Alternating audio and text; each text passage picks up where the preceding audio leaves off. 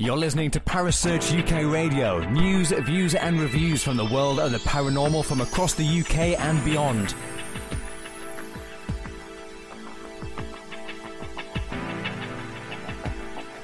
Find us on Facebook, Twitter and the World Wide Web. Parasearch UK Radio.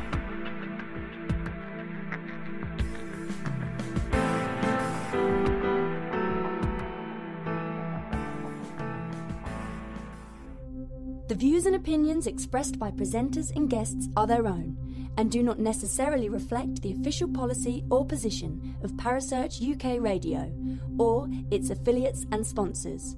Listener discretion is advised.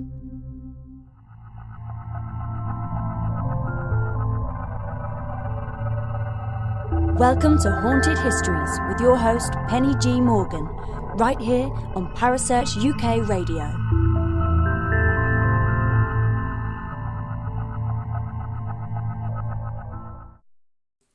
Good evening and welcome to Haunted Histories.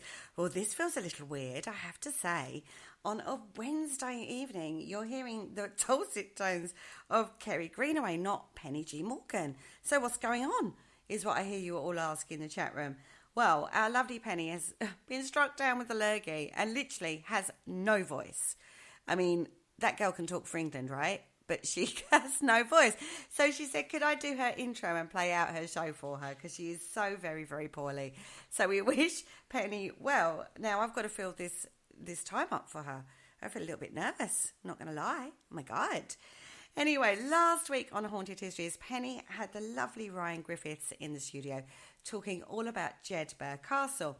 Now, I have to say, I found that show so incredibly interesting from the history perspective. It was a jail and a castle, and it's really cheap to hire for paranormal investigators, as well as a plethora of other history that they dug up between them about that particular location. So if you missed that, don't forget, go back. You can listen on YouTube. Don't forget to click like, share and subscribe, or listen to it on the Spreaker app. You can still do that.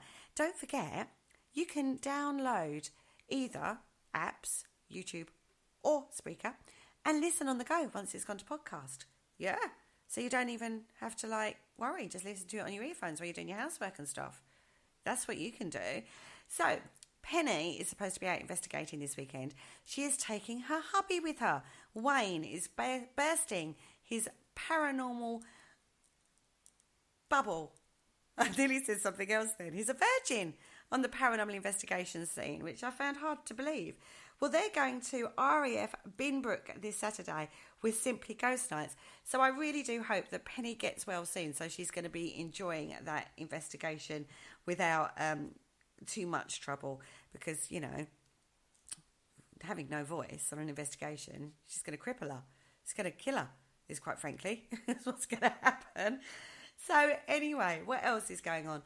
On the Parasearch Radio group page, we have a competition for what have we got a competition for? A rosary.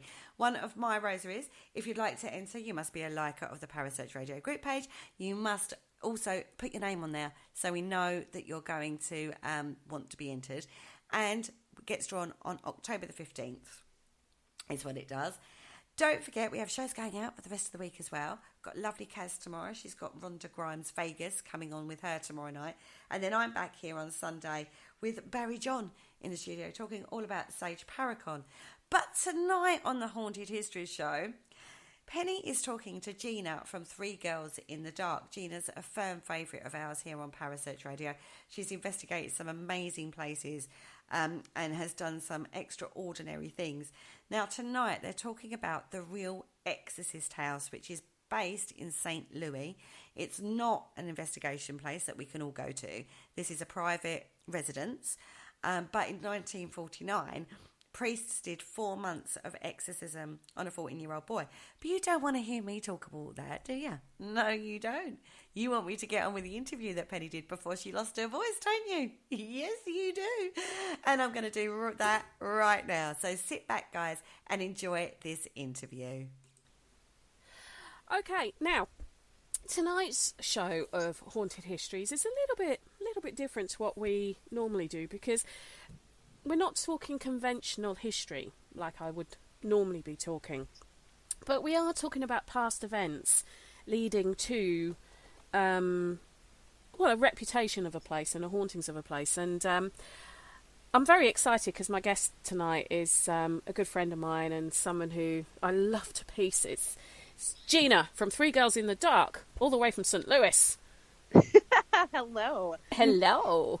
And Gina and I were just sort of talking for the last 10 minutes, sort of catching up and sort of finding out what we've both been up to and everything else. But tonight's show, we're talking about the real Exorcist house. Yes. Which is in St. Louis. Now, most people have probably heard of The Exorcism of Emily Rose, the film, which was loosely based on the real-life story of Annalise Mitchell, I'm not sure how it's pronounced. But I don't know if many people know that the actual book by William Peter Blatty and the subsequent film, The Exorcist, was also based on real-life experiences.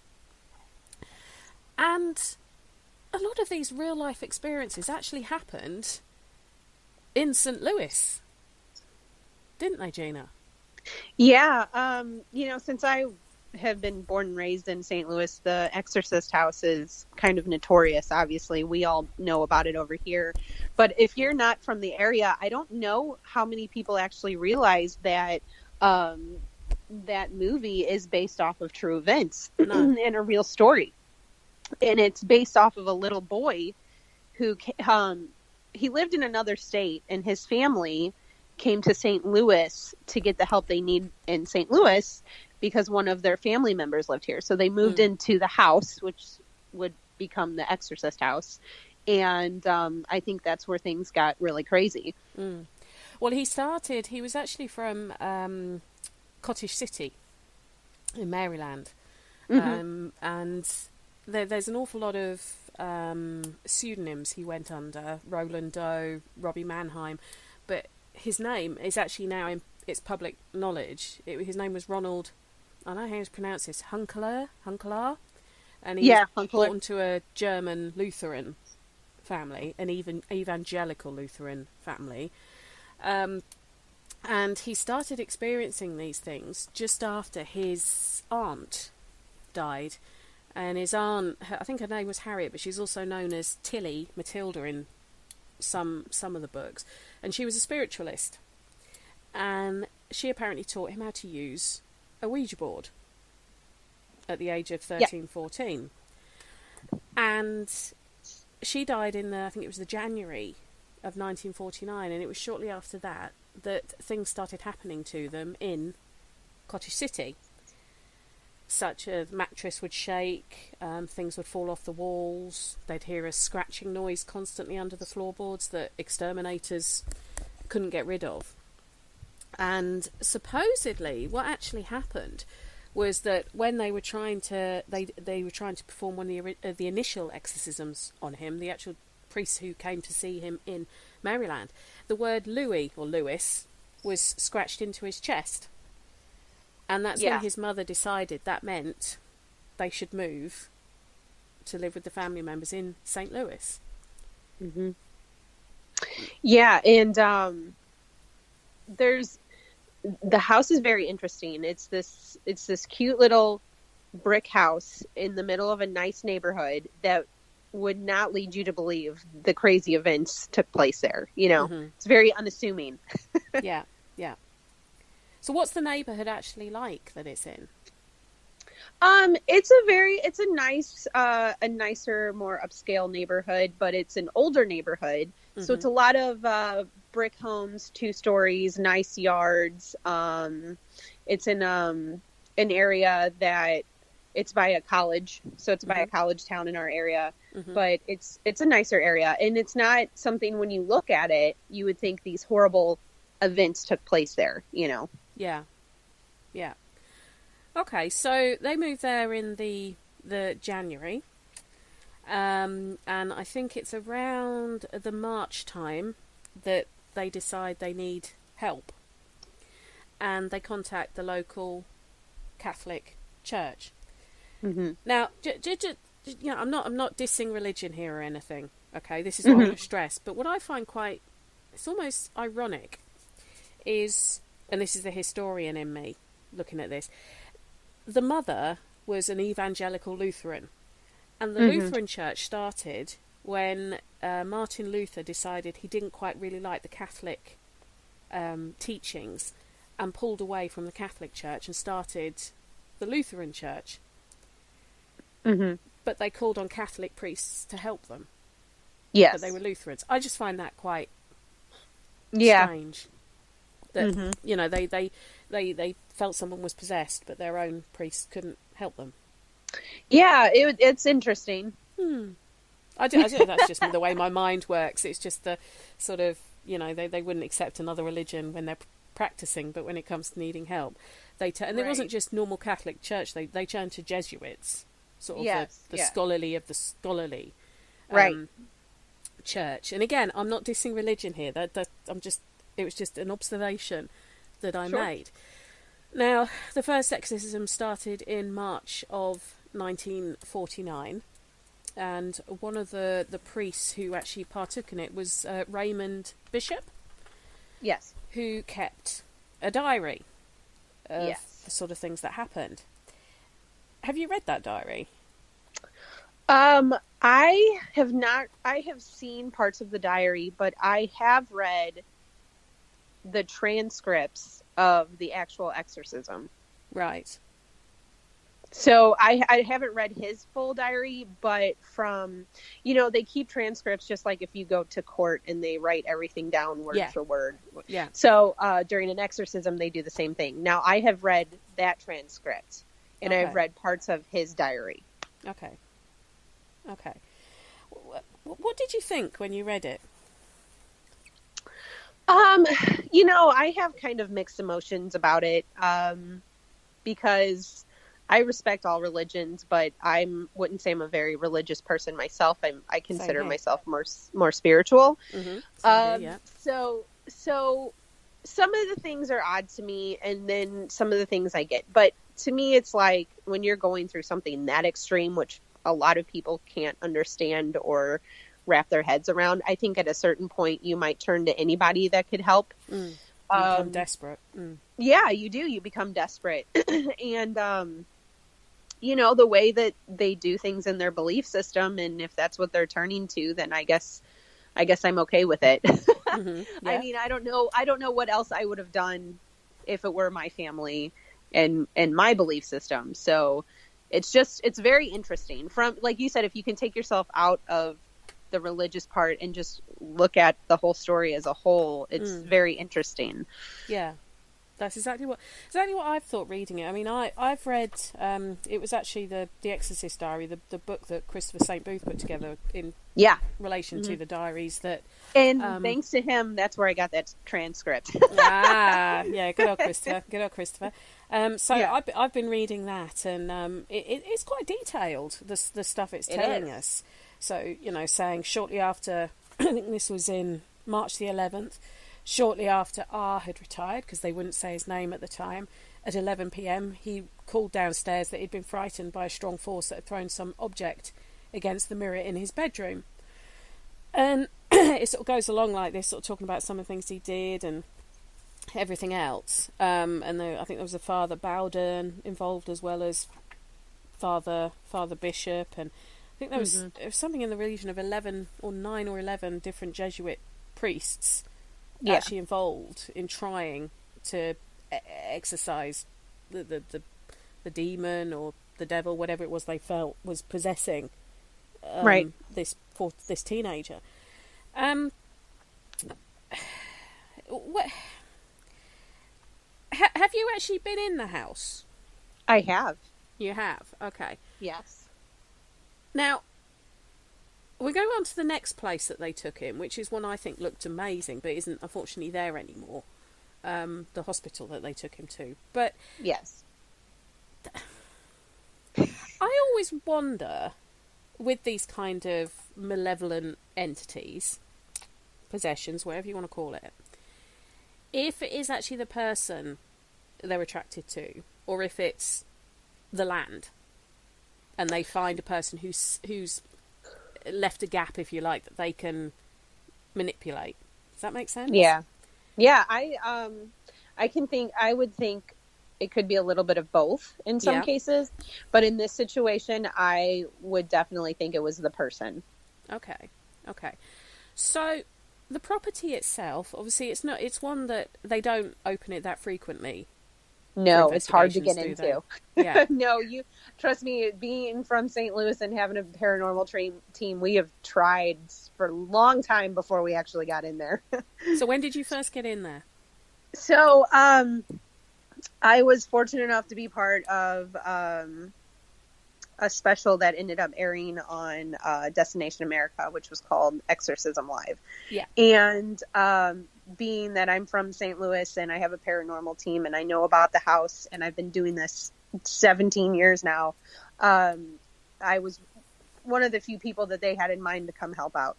Because there's people we know who were on that show with you, wasn't there? Yes, yeah. There was a lot of people that I, that's why I was so fortunate, because the crew, just the cast and crew, were all great people that I get along with. But Christopher St. Booth was part of it. Yeah. All the guys from the Tennessee Wraith Chasers were part of it. Chip Coffey was part of it. Wow. Like yeah, there was. It was a lot of great people that I like to work with, and I was fortunate to be a part of it. Now, I had a very small part in it. I ran the base camp for the night, along with my other teammate, Emily. Yeah. And so we watched all of the DVR footage. We made notes if anything were going to happen. We would radio in and tell them to go check this out if something was happening.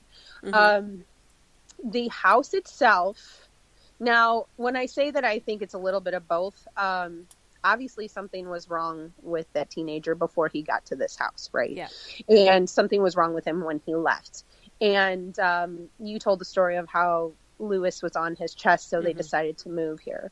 What I find interesting, though, and something that's known around kind of our parts, and I don't know how many people know about it, is that when you get to the house and you get into the house, on the staircase, on the staircase, if you stand at the top of the staircase, you get a little lightheaded and a little, I don't know, it's a very strange feeling in one particular spot, and multiple people could feel it. And what we think is that it's a portal. And you can actually feel kind of your weight shift, too, when you stand at the top of it. It's a very strange feeling, and it's not one that I have felt before anywhere else. There's a lot of theory about portals, and a lot of mediums will say that there's portals here, and this is the first time I could actually feel like the physical effects of, in theory, a portal being there. So it was very interesting, and I believed it because I could take a step out of it and I would feel normal again. Right. And we do a lot of investigating, and we're skeptics to some level. So, we check to make sure that the floor isn't, sagging or, like all that stuff. There was no undue electrical currents at that point, and all of that kind of thing. Right. So they believe, in theory, that the portal runs through the middle of the house on the staircase, which the staircase goes to the basement, to the front, to the first floor, to the top floor. And so the theory is that they moved to that house, and that house was chosen because of the energy the demon or what have you could pull from the portal to get stronger and take over this child completely. Right.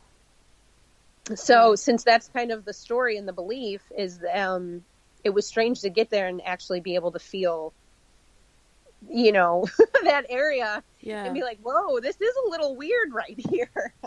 Okay. So I believe that, so that's definitely part of the location, that's definitely part of that house. And that house has a very heavy feeling. And I know sometimes the way that a house is built and its structure can kind of create that, but this is a very nice house, and it's just, I don't know, it has a very strange heavy feeling. And kind of going back to the event we did, Christopher St. Booth, he had been there multiple times, and at this point he has stopped talking about it. It's hard for him. He has. because of everything that I guess kind of came with him after he left. So it's hard for him to kind of talk about. But yeah, the night I was there, I got to stay in the house for a little while, and it wasn't part that was filmed, but leading up to the filming, Emily and I were in there a lot, and it's just a very interesting, strange location. You can tell something heavy and kind of crazy happened there. Yeah. Okay. I'm just going to just stop us just one sec, because I've just got to change the recording over. Okay, so sorry about that little break just then, a bit of a technical glitch. I had to reset the recordings going. So we were talking about the Exorcist house and the fact that our good friend Christopher St. Booth won't talk about the place anymore because of the experiences he's had there. Yeah. Right. I think he did a few interviews after the time that he has spent there, but I think what he found was the more that he would discuss it and the more he would put energy into it, the more things would happen to him. So he has stopped doing interviews about it and stopped talking about it kind of completely. Yeah. Which, when him and I spoke sort of the end of last year, he was up for talking about it with me this year, and then when I went back to him, he said, "Nope, sorry, I can't. I'm not having anything to do with that place anymore," which I found quite sort of interesting in a investigator's mind, if you know what I mean. Yeah. But, and considering some of the places that he does go to on a regular basis, for one to have him have said no more, I've had enough. It must have been something pretty major. Yeah, and I'm not aware of in detail the things that were happening, but he has just expressed to me that it was a very negative feeling after he left the place, and I guess it was affecting him on a personal level back at home. Yeah. And enough so that he wanted to completely clear himself and of distance the place. himself. Yeah. So when you guys did Exorcism live, because I don't think we got it over here in the UK, because we don't get all the Destination America stuff, and obviously you and Em were in the base camp and you could see what was going on. Can you tell me about some of the experiences and ones that maybe sort of made you sort of almost sit back in your chair for a minute and go, Well, honestly, the weirdest thing, and like I know when we're investigating, we want all these like crazy things to happen. We want something to walk up and slap us in the face and scare the crap out of us, but it's not always like that, Unfortunately not, no. No, it's not. But in some ways, you really do have to appreciate the small things, because sometimes the smallest things can really make you wonder.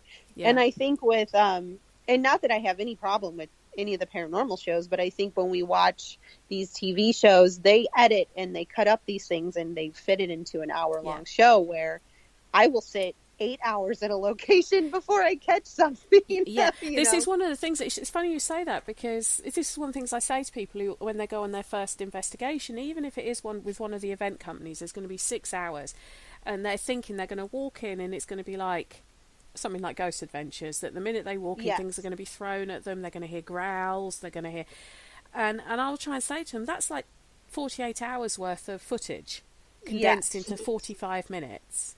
Right. So you've got to look at the more subtle stuff. Right. But putting that subtle stuff together and investigating or really digging into those subtle things can sometimes add up. So the show was only, I think it was an hour, or was it 2 hours? It's been like two years since then, so I can't remember if it was an hour or 2 hours, but that's a very short time frame to be at a location. But like we were discussing earlier, I think one of the weirdest things for me was because I physically could just, like, I don't even know how to explain it. I could physically just feel the effects of what could be this portal, and it was strange that it ran straight through the center of the house, because it makes you wonder, was the house built around it? You know, were previous owners doing something to bring it there? Was it part of the land before the neighborhood was built? It's just very strange.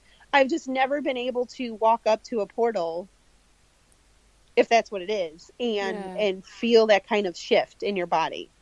Have you been able to do any research into the actual land, what it was before the houses were built on it?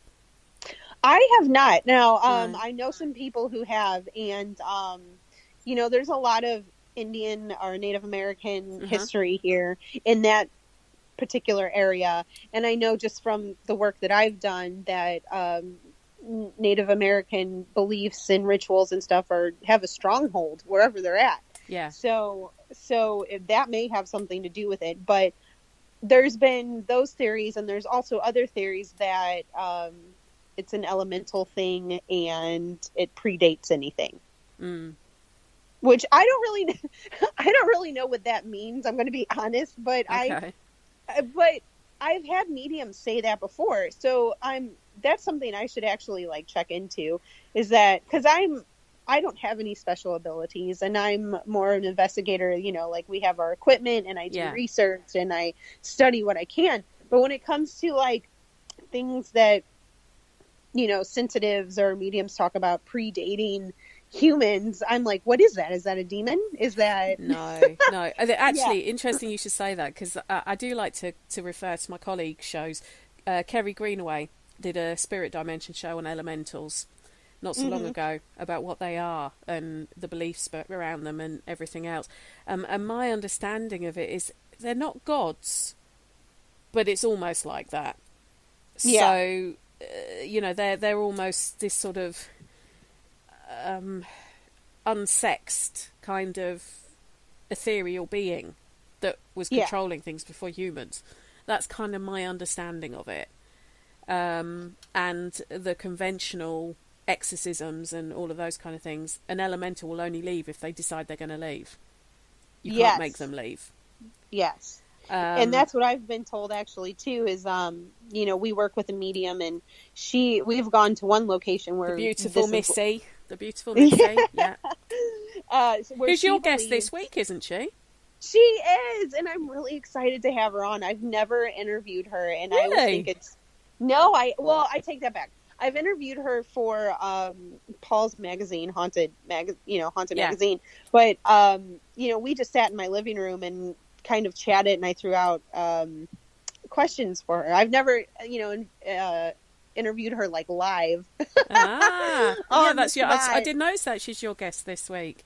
Yeah. So, but we were at one location where she definitely felt that elementals were involved, and I was like, I don't know what that means. Like, I'm aware of what that is, but in detail, that's not an area of the paranormal that I'm an expert on by any means. And that's something that's, you know, very spiritual and kind of hard to wrap your head around. So very hard. But that has been brought up in the case of the Exorcist house, is that could be something going on there. Okay. There does seem to be, it's something that I've learnt about probably the 2 years doing this show about elementals, and because I know Leap Castle in Ireland, the famous Leap Castle, that's meant to have an elemental reside there, that's quite grumpy if it's disturbed, but if you leave it alone, it's fine, sort of thing. Bit like me on a Sunday morning if the kids decide to get me up before I'm ready. Grumpy old elemental. Yeah, that must be what I am. So yeah, I've learnt about them doing this show, but I must admit Kerry's show on them, Spirit Dimension show on them, was very, very interesting. I want to say it was William Becker was their guest, but I might be wrong. She'd probably be able to correct me, but I might be wrong on that one. So it definitely felt weird. The house feels weird. Yes. Have you ever been able to go into any of the other houses next door? We have not. These people, like, so the house has an owner, and they live there. It's their house. Yeah. So they're not really open to, you know, running investigations out of it. Can't blame them, really, can you? Yeah, I mean, you know, you got your, like, dresser in there, and you got your food, and it's like, do you really want strangers running through here? You know, I totally get it. but their personal belongings are in there. So, and it's not big enough to kind of block off an area for tours, you know? Yeah. So, the reason why they agreed to this with Destination America was that they were about to have a child and they wanted to have the house blessed. Right. So, they allowed Destination America to do this Halloween special and come in and have the house blessed and do it live. So, we watched from base camp and we kept track of everything for the people who were inside. And some of the things that we did see though were you know, like, I don't want to say I didn't see any full shadow figures, but there was just kind of weird movements throughout the house. Like, I don't know if it was shadow play or just like the lighting from the cameras, but we would just catch things really quick. And it's one of those things where it wasn't enough to where you would want to present it, because I always like to present something that's not so questionable. But at the same time, like we said, these small things eventually do add up, and it's you know, worth taking note of. So you would kind of see these, like, I don't know, like these small like shadows in the, like, not in your peripheral because I was watching on screen, but you know, you would be focusing on something and you would just be like, what was that? Yeah, Did in the you see corner of the screen almost, yeah. Yeah. And since it's live, you can't rewind and watch it. So it kind of put us in a place where, like, well, we can't really study it on the spot, you know? So I would say just the feeling overall of the house, and then just these small things that would kind of happen as we were watching. Just very strange. Okay, well, from the house, they couldn't, back in 1949, they felt they couldn't safely do the exorcism on Robbie, Roland, Ronald, whatever you want to call him. And he ended up being moved eventually to the psychiatric wing of the Alexian Brothers Hospital. Yes. Which was in Broadway, St. Louis City. Yes. Now, the building's not there anymore, is it? No, and even before that, after they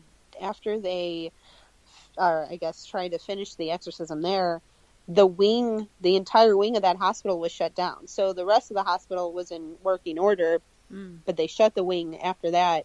They shut it down and they didn't allow anybody in there. Yeah. And eventually, it was torn down. I mean, it's a beautiful looking building. It was a kind of a ghost hunter's dream, the building. I've seen photos of it. It really was. And I must admit, I've been trying to picture where it was in St. Louis from my visits there. But it did look, and there are quite a few, I did find quite a few sort of, I suppose, folklores about supposedly the room that he was in was the last thing to collapse when it hovered in the air just before it collapsed and all of that kind of thing, which, and supposedly the furniture that was in his room ended up going to an old people's home, and then from there went to some lockup in Illinois or something, and weird things has happened around this furniture, which I don't know how much of that is, you know, people believe it's going to happen because it's been such a scary story. But you say this building it did. If you look up the photos of the Alexian Brothers Hospital in Broadway, St. Louis City, it looks like something out of a horror story. But it does, doesn't it? You can imagine them shutting the gates on this place and things going on behind those doors. Yes. Like when you said it was a ghost hunter's dream, it is the honest truth. It's a building you look at and you go, oh man, something had to have happened in there. Let me in those doors. Yeah. Yeah. And what's on the site now? You know, I don't know what they've put there since then. I really don't know. But I do know that is, I don't know how much truth is to, you were discussing the furniture. Yeah. That's what we all know. The same story is that the furniture did make it out and it did go somewhere and it is locked up in a special place. And I don't know how many people know where that place is or not, but I believe that they're scared to take it out of storage. Like no one wants to touch it because of what they're scared, like, is going to happen if they move it. It was interesting. Some of the I read it was what I found was it was a report from someone whose job was to literally clear places out, and he was tasked with clearing out furniture from this old people's home that was being demolished, and he got told then that the furniture had been from the Alexian Brothers Hospital, and then got further told that by the people in the residential home that weird stuff happened around this furniture. And the next thing, but then he also got told that no, that furniture all went to this lockup in Illinois. Why Illinois, I'm not sure, but that's where it said. Do you think it's urban myth that this furniture's got weird sort of stuff attached to it, or do you think it could be due to the fact that the hospital itself was a religious run hospital? Well, I think, again, I definitely believe it was the person that this was attached to. But if you believe in residual energy, if you believe in that energy can, be, can go in. Well, some people believe that objects can become haunted. There's a lot of theories behind that stuff. So, with the furniture being in the room and a lot of energy being tossed about depending on how you look at things and what your beliefs are, I mean, you never know. I mean, you know what I mean? Like, can it stick to that stuff? Can that sort of negative energy hold on to objects? Like, maybe it's not the demon himself, or maybe it's not that the furniture itself is haunted, but does it hold some sort of residual energy? And if you disturb it, can it have a cause and effect on anything else going on? So that's what I kind of think. If there is some truth to that, and people have experienced weird things after messing with the objects, like maybe that's more the case than, the furniture being possessed itself, Yeah.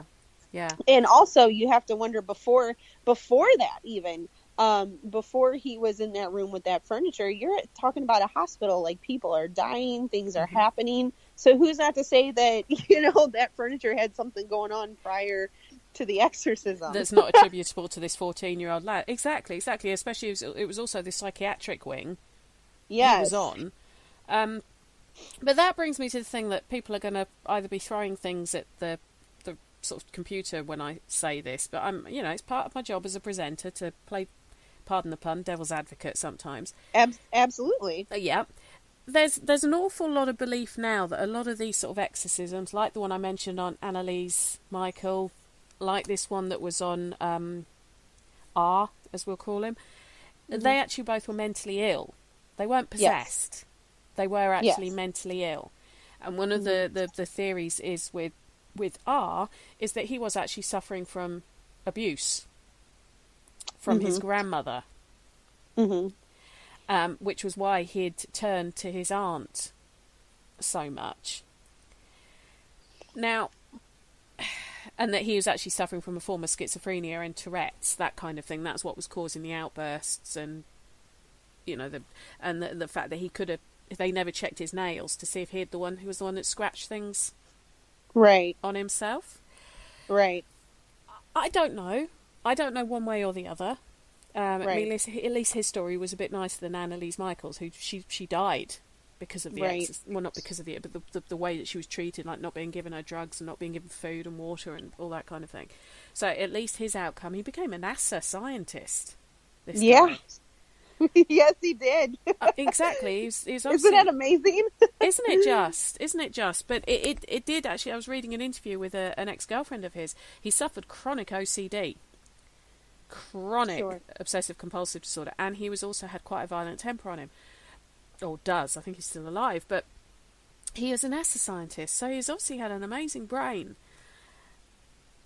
But I would love to know if it was really a negative entity that was causing it makes you wonder how much of it was self-inflicted and how much of it was his own imagination or mental state versus what's going on. But this also goes into something else, is that because as investigators and researchers, a lot of this is theory based, and could he create, is he possible of creating almost like a poltergeist with his his own energy. Yep. And then at that point, are both stories true? Is it his mental state, and are things actually happening to him? Because if he's capable of creating that sort of environment, then it's almost like a vicious cycle that, these hauntings are happening to him, but it's his mental state, but his mental state's affecting the hauntings that are happening to him. Yeah. So there's a lot of different approaches you could take to this situation. Exactly. And also it's a common belief that poltergeist activity does tend to attach itself to teenagers. Because of the changes to their bodies and the hormones and I mean, we all probably remember when we were teenagers how things seemed so dramatic and everything was dramatic and emotional. Yeah. Everything. Everything. Yeah. So and we know so little about what the human mind can actually do and can actually, sort of, as you say, conjure up. I just find it. I just wonder if it was more of a case if he had mental illness, or did what happened to him, if he was abused by his grandmother, which is one of the beliefs. Did losing his aunt, who was his ally, tip him over the edge? Sure. Oh, it could have been a trigger completely. Mm. And what's also interesting is apparently his aunt died at 2:30 in the morning, and any activity that was reported in the diary always finished by around 2:30 a.m. Wow. And again, that makes you go back to, is something happening at 2:30 a.m. affecting him, or is the fact that he knows about 2:30 a.m. causing him to subconsciously? Yes. Yeah. I do wonder, and I mean, did anything?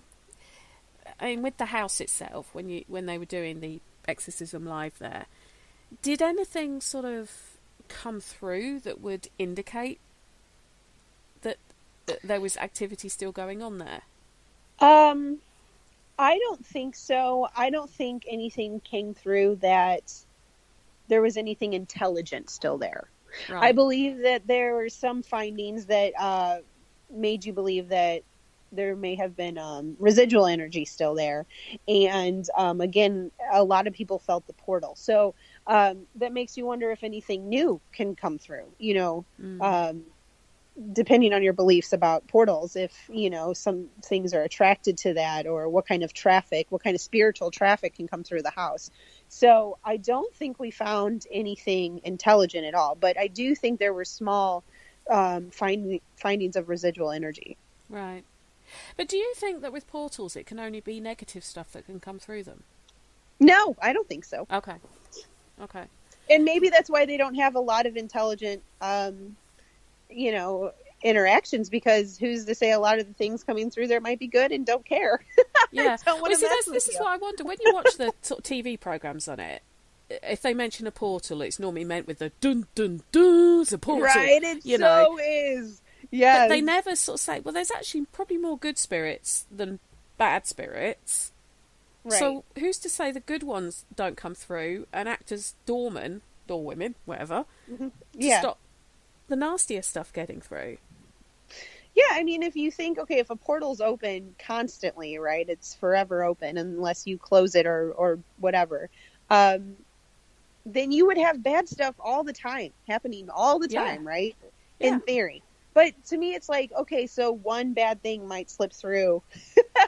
It doesn't mean they're all bad. Yeah. Now, it's unfortunate when that happens, because then you do have bad things happening in your home or on the location. But no, I think it could be anything. And I think these spirits and these entities, or whatever you want to believe, or whatever you want to call them, can be just as complicated as humans when we're alive. Like, just because you're grumpy and crabby doesn't mean you're a demon. But it also means maybe it's not something you want to be around constantly, and they can be just as happy or even have mood swings. Who knows? Yeah. No, I agree. I just I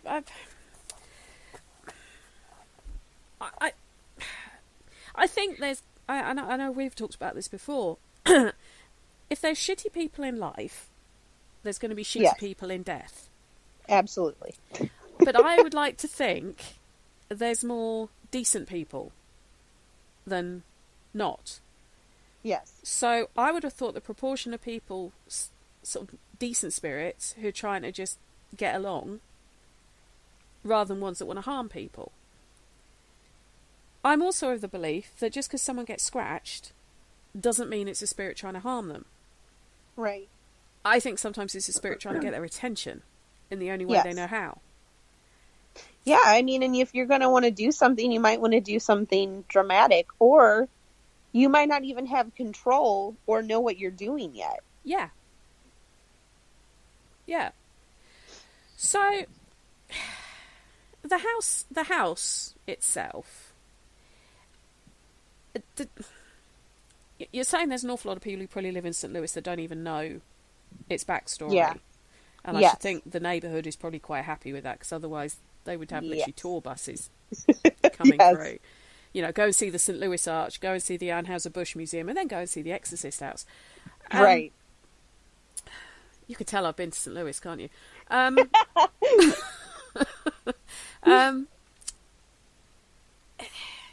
Does it look like quite an innocuous, bog-standard house from the road? For the time that it was built in, I mean, it looks like an older home, but, you know, it's just tucked away in this cute little neighborhood, and the people that do know about it tend to drive through. I think the people there know when they get a car driving through to look at the house, because they kind of slow down in front of the house and then they keep going. But I know that the police force around the area do kind of drive through there a lot to make sure they're not getting hassled. Yeah, exactly. They keep the traffic moving, right? But yeah, it's a private little neighbor. It's not gated, but it's a private little neighborhood. So I don't think it's an obvious place for people to just drive into. You definitely need to know where it's at. But yeah, driving through, it's a cute neighborhood. It's a nice little brick house, and it's very unassuming. Right. Okay. Which, you know, that it doesn't have to be, which goes to show you that places don't have to always be this scary building or this dilapidated building or, you know, the very, very old house. Like hauntings, you know, if that's truly what's going on here, they can happen anywhere, and they can happen during the day, not just at night. Oh, yeah. Well, for the record, I do believe that a person can attract something. It doesn't have to be a property or the land. And I also believe that possessions can hold energies and transport energies with them. I know I was sort of acting a bit sort of not confrontational about all that, but it's just to sort of question it, because question everything. Yeah, I just wonder with this. He doesn't do interviews. The teenager who was part of the exorcism, he doesn't court publicity at all. And it just I do wonder if he because 14 is also the age that things like schizophrenia and stuff can start to make an appearance as you go into puberty. So it just makes you wonder if he wants to distance himself from the situation because of all the hype and what Hollywood has turned it into. Exactly. And how much truth is behind it. Exactly. Or if he wants to distance himself from the situation because it was all true. Exactly. It's 50-50, isn't it? It's 6 1/2 dozen the other. It could be either. I mean, if you went through that and it was all real, I mean, how much of that do you want to relive every day? I mean, I can completely see why someone would want to distance themselves from something that horrible. Yeah. But again, you know, like you said, it's 50-50. And since he doesn't do interviews, you know, we'll never really know. No. But and I maybe agree with it you. was I feel him like turning up at the house created that portal because something very powerful was with him, and that created it. I don't think it's doing a Ouija board that created it personally. There was an awful lot of belief that it was his dabbling in Ouija boards that created it, which is interesting because we're talking about Kerry Greenaway, her show. She's actually talking to Robert Murch she talked to Robert Murch on Sunday's Spirit Dimension show, who's a Ouija board historian and collector. So it's quite an interesting link there. But I don't know. I think it's I think I don't know is the honest answer. I'm not saying that he didn't have a spirit with him that was doing stuff, but I just wonder if it was a combination of bereavement, not being a happy child, and something manifested because of that. Almost like you're saying, sort of conjuring up his own poltergeist. Right. And we might not ever know. Doubt we ever will. All I know is if I'm ever possessed, I want Keanu Reeves as Constantine to come and sort it out. I will try and do that for you if it ever happens.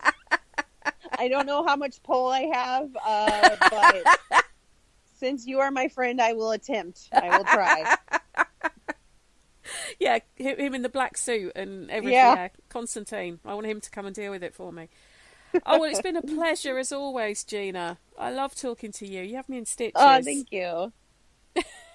Thank you. I love coming on. Oh, it's always a good time. It is, isn't it? We could talk for quite a lot longer if you've got a dinner date with your uncle. So, I do. He surprised me. He's in town. I didn't know he was coming, and so he asked to have dinner a little bit earlier than usual, but that's just because of his flight. So I said yes. So I do have to go on to a dinner date. Well, have a lovely time. You coming back again next year? You're coming back on next year? Oh, absolutely. Awesome. Well, I mentioned you've got your radio show. Yep. In fact, I'm just trying to think, when this show goes out, you'll have done your show with Melissa, but you can catch up. You can catch up on that one on the. Well, mine's just gone blank. No, you're the Para Exchange. Thank you. Yep. And you can find it on Facebook, and we'll post all of our people who we're having on there. But something I did want to say, because Halloween's coming and it's a big deal for us. Yeah. Is that my paranormal team, Three Girls in the Dark, we throw one of the biggest Halloween parties in St. Louis every year, and we're working hard on it right now, and there's a lot of crazy things that we got planned. So if you're in the area or you're coming to the area, the Saturday before Halloween, which is the 27th, I believe, come check out the party, because it's always a good time. And it's always a good time to get all these paranormal people in the same room together without having to go to work, so to speak. Oh, one day I'm going to make one of your parties, girl. One day I'll get over there for one of them. Without the conventions and the investigations, we always have things that we have to get done and do. And this party is just us being able to hang out. So it's a lot of fun. And is it an Alice in Wonderland theme this year? This year, it is a twist on Alice in Wonderland. It's a darker themed, which is the original story anyway. Yes. If before Disney, right? If you check out the original story. So it's a very kind of dark, psychedelic themed party. Lots of lights, and we have a lot of Alice in Wonderland things going on. So awesome. I'm excited. How many years is it now you've been doing your party? It's quite a while, isn't it? This is the 4th year for it being the Three Girls in the Dark Halloween party. However, this started as a kegger in my backyard when I was in high school. So I've been hosting this party for more than 20 years, and eventually it turned into, it was too big for my house, and we had so many people coming from different areas and paranormal people that we turned it into the official Three Girls in the Dark Halloween party. And Emily's coming over from California for it? Yeah, she's coming home for it. She'll be here that whole week. We have actually the weekend before that, we have a Paranormal 101 class we're doing at Ashmore Estates, which is sold out, unfortunately. Yes, I've seen the adverts for that. Yes, wonderful. Yeah, and we're doing it all for Lost Limbs, so we're not taking any of that money. It's all going towards Lost Limbs, but it's a amazing 101. Charity. Yeah.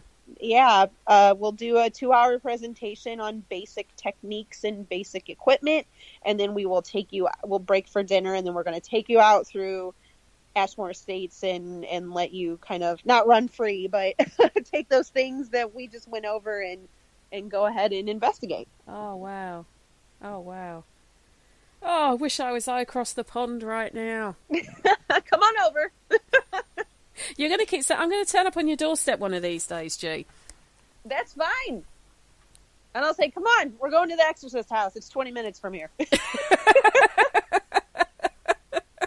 You're on, my love. Well, make sure you share the advert for the party on the Parasearch group page, and I'll make sure that gets approved for you, so that at least it's shared on there. Thank you ever so much again for being the guest tonight. Gina will be back next year. We might even get Ryan and Emily on as well, and have a full Three Girls in the Dark experience. Yes. I'm not sure I can control all three of you. I'll just be giggling the whole time, but there you go. Well, we're going to let Gina go now, because she's got to go for dinner with her uncle. But thanks again, Gina, for tonight. Oh, no, thank you. Much appreciated. And don't forget, Parasearch Radio shows on 5 nights of the week. A whole raft of subjects, not just the history and the hauntings that I do, but everything from all the other brilliant presenters. You can catch up with all of them on Spreaker and YouTube. But until next week, my friends, have a good evening, sleep tight, and don't worry too much about things that go bump in the night. Thank you for listening. Don't forget to join us for more shows throughout the week. Find us on Facebook, Twitter, and the World Wide Web to keep up to date with all the shows right here on Parasearch Radio.